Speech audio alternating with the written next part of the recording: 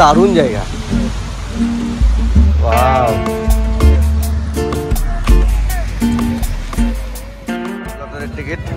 লটারির ticket seller, লটারির ticket sell করছেন। কত গ্লাস দাদা এটা? 15। না আমি জানি না।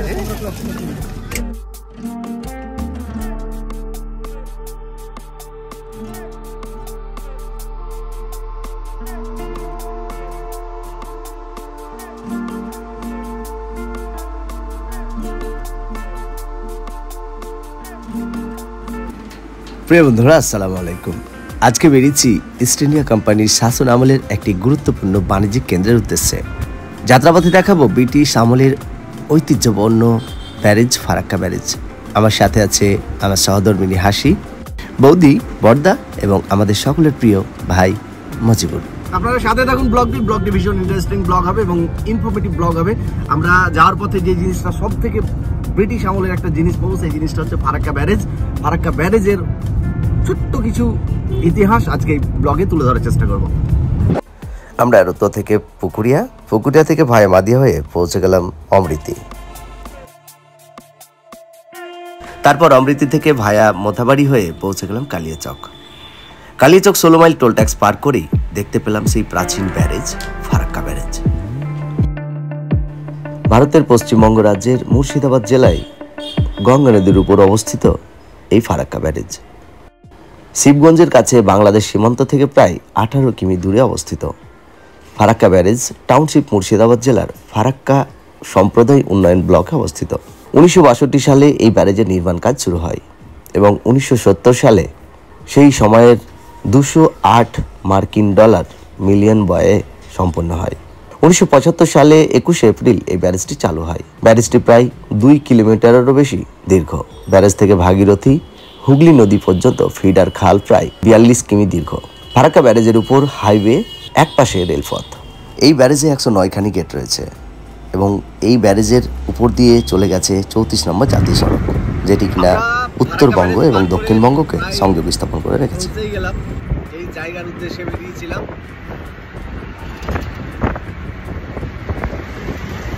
রাস্তা খুব ভালো, ঝকঝক করছে, বাইরে রোদ জলমল আকাশ, আর ধুলো আছে, হালকা গরম আছে।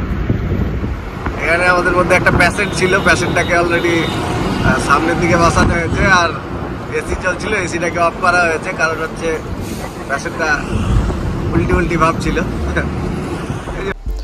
আমরা বেশ হেলতে দুলতে মজা করতে করতে পৌঁছে গেলাম ধুলিয়ান রেল গেটের কাছে। আমরা একটা চায়ের দোকানে বসেছি আর এখানে একটা এক্সেপশনাল জিনিস আছে। এই যে ভদ্রমহিলা, যে এই লটারির টিকিট সেলার, লটারির টিকিট সেল করছেন। কেউ পেয়েছে আজ পর্যন্ত? কত টাকা পেয়েছে? কত কোটি? 2 কোটি, 5 কোটি? 1 কোটি, 2 কোটি, 5 কোটি। 1 কোটি, 2 কোটি, 5 কোটি সব পেয়েছে। এখানে তো ফার্স্ট প্রাইজ লিখা আছে 1 কোটি। আপনার লাগবে নাই, মানে দুটাতে 2 কোটি। দুটাতে 2 কোটি। আপনার লাগবে কি? তুমি একদিনে দুটো লাগতে পারে। সবগুলো নিলে সবগুলো লেগে যাবে। লাগলে নিতে পারেন। আমরা সেই রেলগেটে একটা চায়ের দোকানে বসে চা খেলাম এবং একটু মজা করার পরে আমরা পৌঁছে গেলাম সেই বিখ্যাত ঘাট কাঞ্চনতলা গঙ্গা ঘাট। ভারতের পশ্চিমবঙ্গ রাজ্যের মুর্শিদাবাদ জেলার জঙ্গিপুর মহকুমার শামশেরগঞ্জ ব্লকের একটি পৌরসভা হলো ধুলিয়ান, আর এই কাঞ্চনতলা ঘাটটি হলো ধুলিয়ান পৌরসভার অন্তর্গত। এই পৌরসভাটি 1909 সালে প্রতিষ্ঠিত হয় এবং 21টি ওয়ার্ড নিয়ে গঠিত। এটি গঙ্গা এবং ফিডার খালের মধ্যে অবস্থিত। ইস্ট ইন্ডিয়া কোম্পানির শাসনকালে ধুলিয়ান শহরের স্থানটি একটি গুরুত্বপূর্ণ বাণিজ্যিক কেন্দ্র ছিল। ধুলিয়ান এলাকায় এবং আশেপাশে নীল কারখানা ছিল, যেমন আঙ্কুরাহ কারখানা এবং বুনিয়াগাঁও কারখানা। এই কারখানাগুলি বাংলায় নীল বিদ্রোহের সময় ধুলিয়ান এবং কাশিমনগর থেকে দাঙ্গা আক্রমণ করেছিল। ধুলিয়ান পৌরসভা 1909 সালে 9টি ওয়ার্ড নিয়ে গঠিত হয় এবং 8,295 জন জনসংখ্যা নিয়ে প্রতিষ্ঠিত হয়েছিল।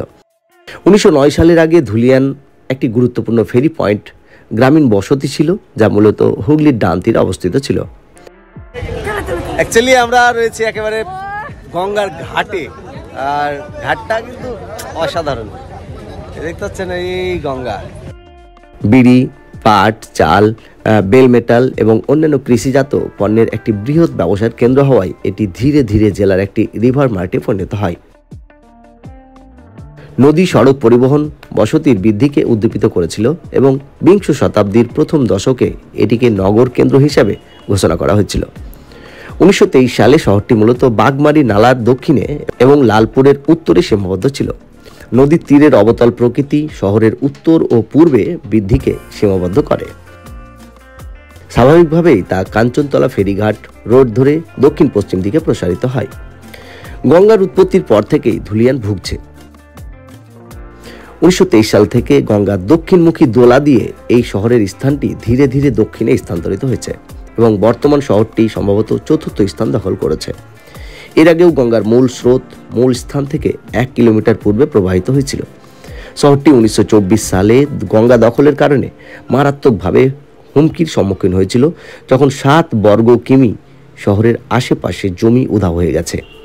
এর ফলে শহরবাসী অনুপনগরে স্থানান্তরিত হয়, সেখানে একটি নতুন জনপদ গড়ে ওঠে। আবার এই নতুন স্থানটি 1948 থেকে 1952 সালের মধ্যে ভাঙনের সম্মুখীন হয়, যখন প্রধান বাজার এবং রেল স্টেশন সহ শহরের উল্লেখযোগ্য অংশ ভেসে যায়।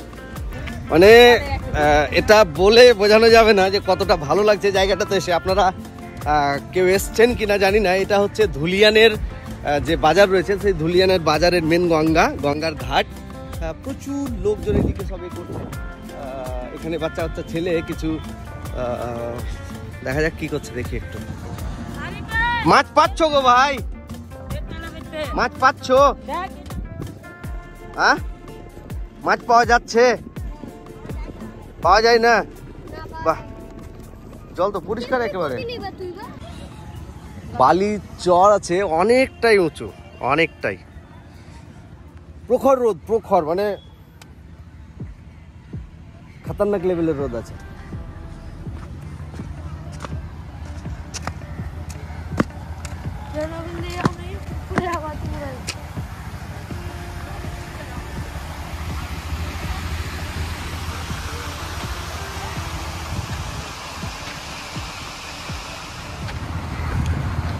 तो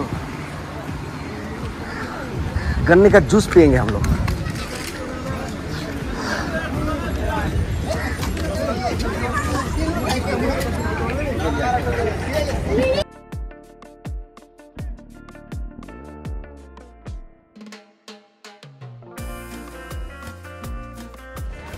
এই মানুষগুলো কোত্থেকে আসছে?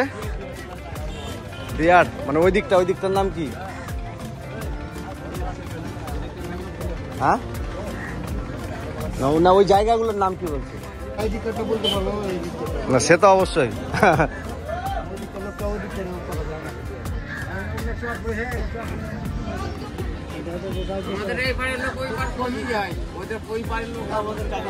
মানে প্রয়োজন না হলে তো যাবে না, না মানে এখন তো দরকার না হলেও কি করতে যাবে? হ্যাঁ, ওখানে কিছু আবার থাকতো দেখার মতো, যাওয়ার মতো, তাহলে অবশ্যই যেত। কত গ্লাস দাদা এটা? 15-20। 15-20। আমাদের 15টা দাও নাকি, না 20টা? কাগজেরটা দাও। কাগজেরটাই দাও। আমরা এখানে আখের রস খাবো, আখের রস। এই যে আচ্ছা, আহা হা, এখন হালকা আছে। দোকানদার তুমি না, এখন হালকা আছে, যেহেতু মাল দেওয়া নেই। মাল দিলেই লোড পড়ে, মানে লোড হয়ে যাবে, তখন ভারী হয়ে যাবে।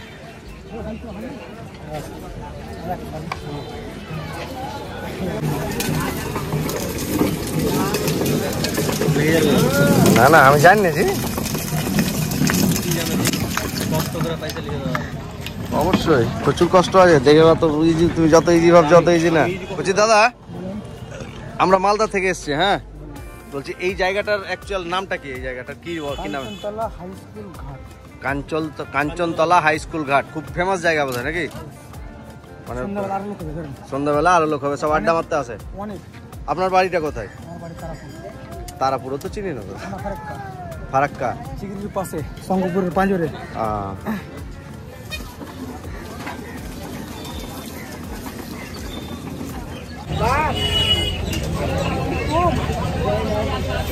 বাহ, দারুণ মিষ্টি তো, দারুণ মিষ্টি।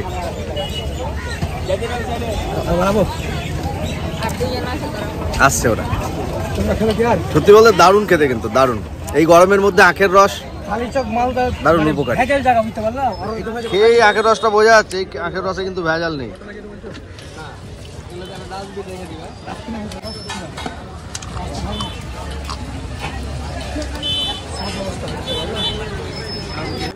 ধুলিয়ান কাঞ্চনতলা গঙ্গাঘাটটি মালদা জেলার পাল্লালপুর ঘাটের সাথে গঙ্গা নদীর উপরে ফেরি সার্ভিসের মাধ্যমে সংযুক্ত আছে।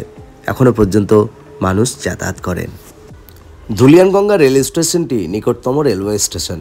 এটি বারহাওড়া, আজিমগঞ্জ, কাটুয়া লুপ লাইনের মালদা রেলওয়ে বিভাগে অবস্থিত। মালদা শহর first passenger, Malda town intercity express, Radhikapur express, Teesta Torsa, Kamrup express এবং আরও কয়েকটি দ্বারা ধুলিয়ান কলকাতা বহরমপুরের সাথে ভালোভাবে সংযুক্ত। ঝাড়খণ্ড রাজ্যের এই জায়গা থেকে 25 কিমি দূরে পাকুড় হলো আরেকটি রেলওয়ে স্টেশন, যেখান থেকে কলকাতার সাথে সংযোগ করার জন্য বেশ কয়েকটি ট্রেন আছে।